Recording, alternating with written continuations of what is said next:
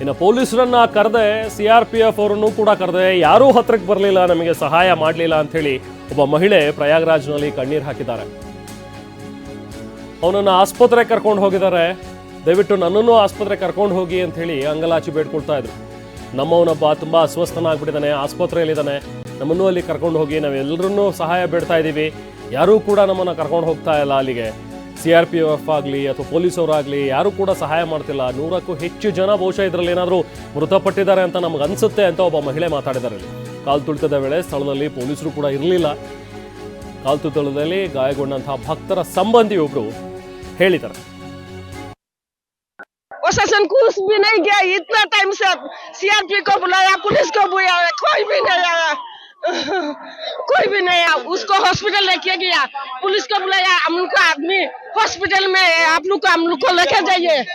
100 का ऊपर लोग फंस गया, 100 का ऊपर।